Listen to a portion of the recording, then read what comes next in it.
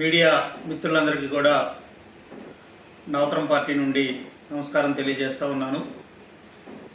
ముఖ్యంగా నిన్న కిర్లంపూడిలో ముద్రగడ పద్మనాభం గారి అంత్యక్రియల సందర్భంగా జరిగినటువంటి ఒక రెండు సంఘటనల గురించి మాట్లాడటం కోసం ఈరోజు మీ ముందుకు రావడం జరిగింది.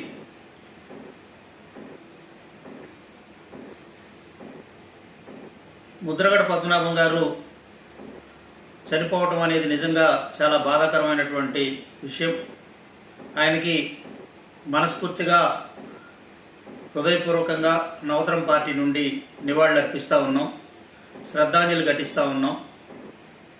అయితే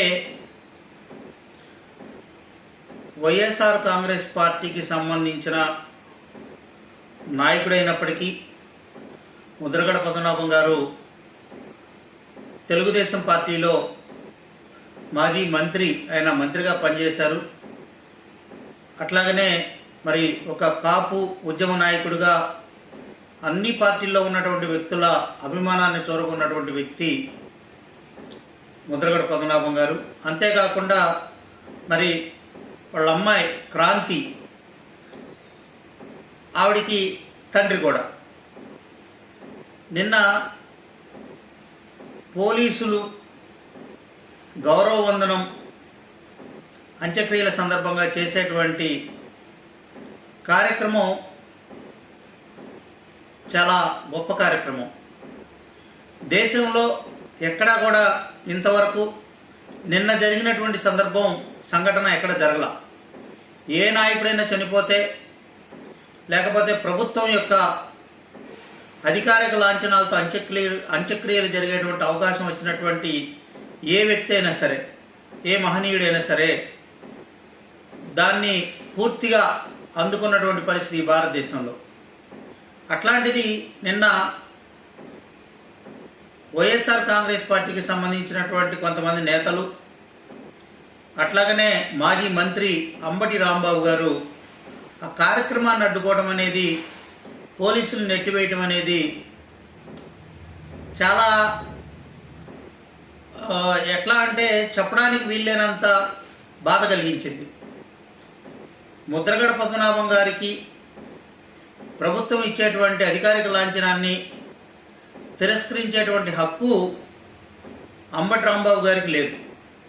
ఆయన నిన్న పోలీసులు నెట్టివేసినటువంటి సంఘటన మరి ఆయన విజ్ఞతకే వదిలేయాలి. అదేం పద్ధతో, అదేం వ్యవహార శైలో. సత్తెనపల్లిలో కూడా జగన్మోహన్ రెడ్డి ఆయన వచ్చిన సందర్భంలో ముద్రగడ అంబటి రాంబాబు పోలీసు బారికెట్లను తోసివేయటం, పోలీసులు నెట్టివేయటం, నిన్న కూడా అదే వ్యవహార శైలి.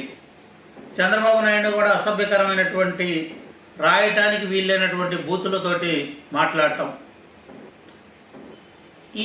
ఈ సంస్కృతి నిన్న పూర్తిగా పరాకాష్ఠకి చేరి, నిన్న ముద్రగడ పద్మనాభ గారి అంత్యక్రియల్లో వైసీపీ వాళ్ళు ఒక రకమైనటువంటి ఉన్మాదంతో ఊగిపోయినటువంటి పరిస్థితి మనం చూసాం. చాలా బాధాకరం. క్రాంతి ముద్రగడ పద్మనాభం గారి కూతురు. ఆయన చనిపోయిన తర్వాత ఒకవేళ ఎన్నికల సమయంలో ఆమె జనసేన పార్టీలోకి పోయినా, ఏ పార్టీలోకి పోయినా తన తండ్రిని చూడాలి అని చెప్పి ఒక కోరికతోటి ఆవిడ వస్తే, ఆవిడ్ని ఎవరైతే సోకాళ్ళు వైసీపీ నాయకులు ఉన్నారో వీళ్ళందరూ కలిసి వాళ్ళ కుటుంబ సభ్యుల్ని రెచ్చగొట్టి ముద్రగడ పద్మనాభం గారి భార్యని, కొడుకుల్ని వాళ్ళని రెచ్చగొట్టి ఈవిడని అడ్డుకునేటువంటి కార్యక్రమం చేయడం అనేది నిజంగా చాలా పెద్ద శవరాజకీయం చేశారేమో అనేటువంటి బాధ కలిగింది. తగాదాలు ఎన్నున్నా, వివాదాలు ఎన్నున్నా రాజీ రాజమార్గం అనేటువంటి ఒక సూక్తి కోర్టు కేసుల్లో కానీ, వివాదాల పరిష్కారంలో కానీ మన వ్యవస్థలు, మన పెద్దలు అందరూ కూడా మెయింటైన్ చేస్తూ ఉన్నారు. మరి తండ్రితోటి వివాదం ఉందా, ఏముందా అనేది పక్కన పెడితే, చచ్చిపోయినప్పుడు కడసారి చూడటానికి ఆడబిడ్డ కూతురు వస్తే ఆవిడని ఎంతో కర్కశంగా అడ్డుకోవటం అనేది నిజంగా చాలా బాధ కలిగించింది. మరి ఇటువంటి పనులన్నీ కూడా వైఎస్ఆర్ కాంగ్రెస్ పార్టీ అప్పటి ముఖ్యమంత్రి జగన్మోహన్ రెడ్డి డైరెక్షన్లో ఇట్లా జరగడం అనేది నిజంగా దురదృష్టకరమైనటువంటి విషయం. తల్లి ఒకటైతే పిల్లి ఇంకొకటైద్దా అన్నట్టుగా జగన్మోహన్ రెడ్డి వ్యవహార శైలి ఏదైతే ఉందో అదే వ్యవహార శైలిని ఆ పార్టీ నేతలందరూ కూడా అన్ని ప్రాంతాల్లో అన్ని చోట్ల అమలు చేయటం నిజంగా చాలా ఈ రాష్ట్రానికి ఇబ్బందికరమైనటువంటి పరిస్థితి.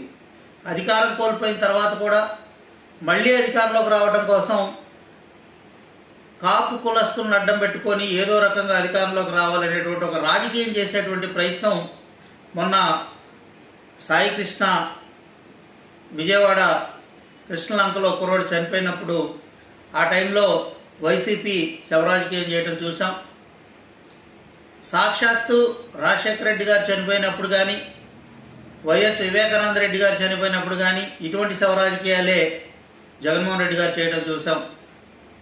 ఇప్పుడు మరొక కులంలో కూడా కాపు కులంలోకి చొరబడి కాపుల సానుభూతి పొందాలని, కాపుల ఓట్లు పొందాలని, కాపుల్లో చీలికలు తేవాలని చెప్పి ఈ విధంగా ముద్రగడ పద్మనాభం గారి మృతిని అడ్డం పెట్టుకొని అంబటి రాంబాబు గారికి, బొత్స సత్యనారాయణ గారికి, వంగా గీత గారికి, ఇంకా అక్కడ ఉన్నటువంటి ఆ ప్రాంతంలో ఉన్న కాపు నాయకులందరికీ కూడా ఒక రాంగ్ గైడ్ లైన్స్ ఇచ్చి ఇట్లా కూతుర్ని అడ్డుకోవటం, మరి ప్రభుత్వ అధికారిక లాంఛనాలతోటి పోలీసు వందనాన్ని అడ్డుకోవటం, ఇటువంటి పనులన్నీ కూడా చేయించడం జగన్మోహన్ రెడ్డి గారి మరి ఆయన యొక్క శాడిజానికి పరాకాష్ట అని చెప్పి అర్థమవుతూ ఉంది. కాపులు రాష్ట్రంలో ఉన్నటువంటి ప్రజలందరూ కూడా ఏదైతే ఇటువంటి రాజకీయాల పట్ల అప్రమత్తంగా ఉండాల్సినటువంటి అవసరం ఉంది. పాకిస్తాన్ టెర్రరిస్టుల కంటే కూడా వేరే దేశాల మిలిటెంట్ల కంటే కూడా